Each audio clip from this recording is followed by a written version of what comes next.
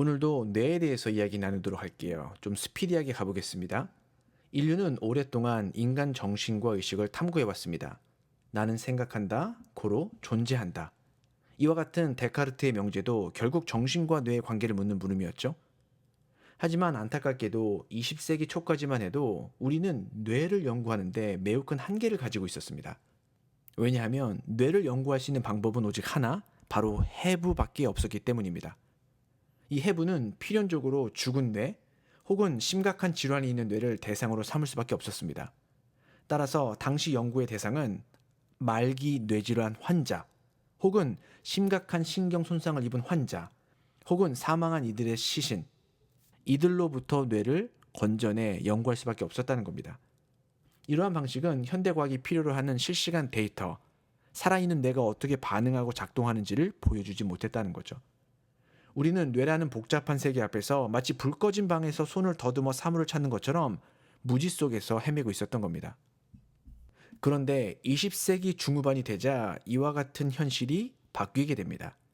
우리에게 새로운 문이 열리게 된 거예요. 물리학, 전산학, 전자공학 등등의 발전이 뇌과학의 지평을 넓히기 시작했기 때문에 그래요. 특히 CT, PT, MRI 같은 뇌 영상 기술의 등장은 정말 혁명적이었습니다. CT는 뇌 구조를 빠르게 스캔하여 종양이나 출혈을 확인할 수 있게 했죠. PT는요, 방사성 동위 원소를 이용해 대사작용을 추적할 수 있게 했습니다. MRI는요, 고해상도의 구조 이미지를 제공하며 해부를 대체하는 비침습적 방법으로 주목받았죠. 이 기술들은 처음에는 의료 목적으로 개발되었습니다. 하지만 이내 심리학과 신경과학 연구에도 도움이 되죠. 그 결과 죽은 뇌의 해부를 넘어서 살아있는 뇌의 활동을 보는 시대를 열게 되었습니다. 박수! 이제 뇌는 더 이상 고정된 구조물이 아니에요. 말하고 반응하고 변화하는 유기체로 재인식되기 시작했다는 거죠. 이 흐름의 결정적인 전환점은 1990년대에 등장한 기능적 자기 공명 영상 fMRI의 개발이었습니다. 기존 MRI가 뇌의 정지된 구조를 보여주었다면 fMRI는 뇌의 기능적 활동을 실시간으로 보여주는 특별한 기술입니다. 제가 MRI와 fMRI의 차이점을 간략하게 말씀해 드릴게요. MRI의 목적은 구조 분석입니다. fMRI의 목적은 기능 분석이에요. 다시 말해 MRI가 뇌의 구조를 분석하기 위하여 사용이 됐다면 fMRI는 구조는 물론 뇌의 기능을 분석하는 데에도 사용할 수 있게 되었다는 거죠. MRI는 해부학적 사진을 우리에게 이미지로 가져다 줍니다. fMRI는요, 시간에 따른 뇌 활동의 변화를 우리에게 보여줘요. MRI는요, 종양, 뇌출혈, 조직 이상 진단에 활용 분야가 있다면 fMRI는 기억, 감정, 집중력, 의사결정 분석 등등을 연구할 수 있게 도와준다는 거죠.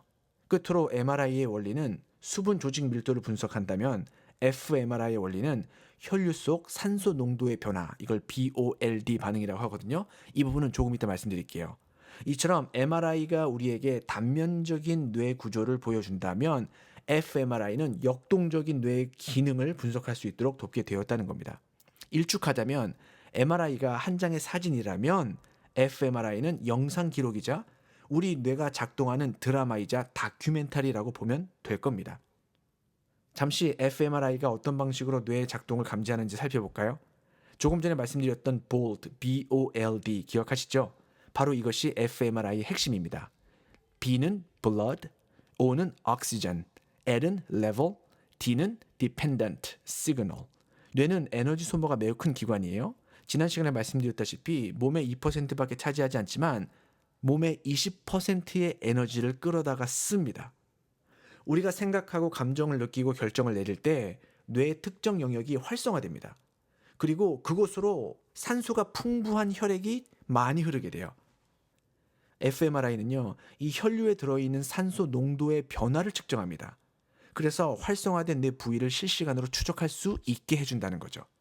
이와 같은 방법은 우리에게 많은 뇌에 대한 정보를 제공해 주었는데요. 몇 가지 예를 들자면 전두엽은 계획과 억제력을 관리하고, 편도체는 공포와 위협에 반응을 하며, 축두엽은 언어와 기억, 해마는 장기 기억과 학습에 영향을 끼친다는 것을 보여주었죠. fMRI는요, 이처럼 무형의 정신 활동을 가시화된 영상으로 변환해주는 도구라는 겁니다.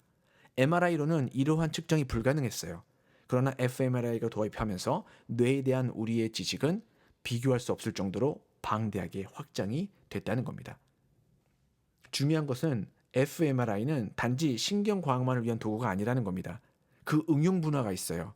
예를 들어 심리학, 교육학, 법률학, 인공지능, 윤리학 등등 인간을 이해하는 모든 분야로 확장되었다고 해도 과언이 아닐 겁니다. 대표적 활용 사례를 찾아볼까요? 첫 번째, 인지신경과학입니다.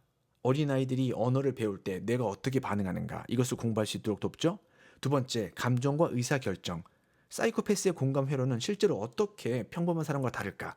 세 번째, 교육 현장. 수학을 배울 때 활성화되는 뇌 부위는? 네 번째, 법과 윤리. 거짓말을 할 때 뇌의 반응은 어떤가? 재밌죠?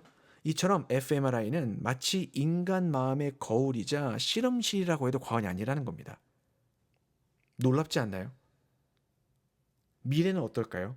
지금보다 훨씬 정밀하고 실시간적이며 상호작용적인 뇌 연구의 세계를 향해 가고 있다고 해도 과언이 아닙니다. 초고 해상도 fMRI는요, 이제 단일 뉴런 수준까지 시각할 수 있대요. 뇌 컴퓨터 인터페이스는요, 우리가 단지 생각만으로 기기를 제어하게 합니다. 인공지능은 fMRI 데이터를 분석해서 질병을 조기 예측하거나 사고 패턴을 분석하기도 해요. 놀랍죠? 그러나 우리가 알다시피 기술의 발전만큼 중요한 것이 있습니다. 윤리적 기준과 사회적 합의죠. 우리는 뇌과학의 발달함에 따라 반드시 물어야 될 질문이 있습니다. 사고를 읽는 기술이 발전하면 인간의 사생활은 어디까지 보호받을 수 있을까? 인지능력 향상 목적의 뇌 자극, 그것은 과연 정당한가? 최근에 나온 영화 중에 브래들리 쿠퍼가 나왔던 리미네스라는 영화가 있습니다. 어떤 약을 먹으면 그 약이 뇌를 활성화시켜요. 그래서 기억력을 증폭시키고요. 평범한 사람이 할 수 없는 일들을 할 수 있도록 돕습니다.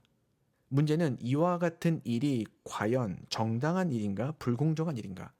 우리가 시험 보러 가기 전에 이와 같은 약을 먹고 혹은 뇌에 자극을 주고 들어간다면 혹은 시험 공부를 할 때 이와 같은 뇌에 자극을 주고 공부를 한다면 과연 이것을 도덕적이라고 부를 수 있을까?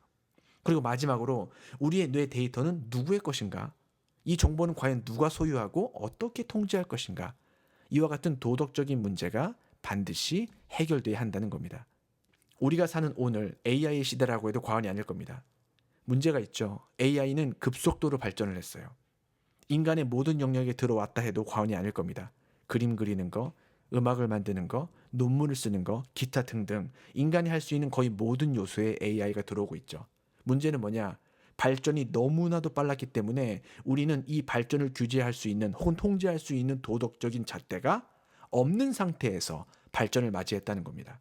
따라서 페이퍼를 쓸 때, 그림을 그릴 때, 음악을 작곡할 때 우리는 아무도 모르게 AI의 도움을 받아놓고 마치 AI를 통해 나온 작품이 나의 고유의 것인 것 마냥 거짓말을 할 수도 있게 되었다는 거예요. 저는 학계에 저널 아티클을 출판한 지 몇 년이 되어 왔는데요. 최근에 재미있는 현상을 맞이했습니다. 저널을 투고할 때 그동안 못 봤던 질문이 보여요. 그 질문이 뭐냐? 당신은 이 아티클을 쓰는데 AI를 활용했습니까? 그리고 AI를 활용했다면 어디까지 활용했습니까? 도덕적 질문이에요. 재작년까지만 해도 이런 질문이 없었습니다. 그러나 작년에 제가 아티클을 투고할 때 이 질문들을 마주하게 됐다는 거죠. 다시 한번 말씀드리지만 과학의 발전은 우리 전 인류에게 긍정적인 열매임이 확실합니다. 그러나 문제가 있습니다. Great power comes with great responsibility. 이걸 좀 더 번역하자면 Greater power comes with greater responsibility. 우리는 이 강력한 힘을 통제할 수 있는 규범적, 윤리적 체계가 반드시 필요하다라는 겁니다.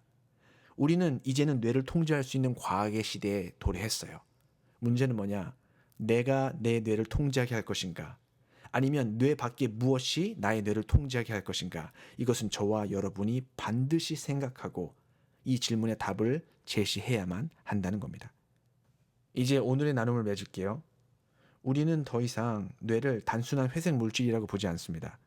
감정이 피어오르고 기억이 저장되며 사랑이 시작되는 공간으로 봅니다. 뇌영상 기술은 과학이 인간 정신의 영역에 도달한 최초의 기술적 도약이에요. 아울러 철학과 과학이 만나는 지점이기도 합니다. 이제 우린 말할 수 있어요. 뇌를 연구한다는 것은 곧 인간을 이해하는 것이다. 물론 저는 뇌가 인간이요, 인간이 뇌다라고 말하지 않습니다. 일부 진영에서는 하나님의 형상이 무슨 의미인가 질문하면서 이 질문의 답을 인간의 이성이라고 답한 분들이 있습니다. 하지만 저는 이러한 무브먼트에 동의하지 않습니다. 하나님의 형상은 이성이 아니에요. 왜냐하면 하나님의 형상을 이성으로 정의 내리는 순간 IQ가 낮거나 정신적 문제를 갖고 태어난 사람들은 하나님의 형상에서 탈락하게 됩니다. 아니면 IQ, 지능이 높은 사람보다 덜 하나님의 형상인 자들로 정의 내려질 수 있다는 거예요. 따라서 저는 이러한 접근에 반대합니다. 모든 인간은 소중합니다. 모든 인간은 남녀노소 불문하고 하나님의 형상입니다. 따라서 하나님의 형상이 무엇인가를 우리는 다른 방향에서 찾을 수 있어야 된다고 생각합니다. 이 부분은 신학적 문제인데요. 역시 뇌를 공부하는 우리에게 반드시 해결돼야 될 영역이기도 합니다. 다시 결론으로 돌아가겠습니다. 뇌를 연구한다는 것은 곧 인간을 이해하는 거예요. 그러나 뇌가 곧 인간이다라고는 말할 수 없습니다. 우리는 앞으로 뇌를 계속 연구할 것이며 뇌 과학이 발전하면서 인간의 핵심적인 요소를 구성하는 뇌의 기능을 분석하게 되고 그 뇌가 우리 인간과 어떠한 관계를 맺고 있는지를 보다 실체적으로 이해하게 될 것입니다. 그 여정은 지금 이 순간에도 계속되고 있고요. 앞으로 어떻게 우리를 인도할지 저는 매우 궁금해하면서 이 연구를 지지합니다. 여러분 어떻습니까? 여러분에게 있어서 뇌는 무엇입니까? 그리고 뇌가 곧 인간이다라고 말할 수 있을까요? 그리고 뇌과학이 발전함에 따라 함께 발전해야 될 윤리적 부분은 무엇일까요? 한번 이 부분을 곰곰이 생각해 보면서 오늘 하루를 보내는 것도 유익한 시간 활용법일 겁니다. 그래요. 오늘 좋은 하루 되시고요. 제가 늘 말씀드리는 것처럼 학문의 진보를 이루는 하루 되기를 진심으로 바라면서 저는 여기에서 인사드리겠습니다. 샬롬.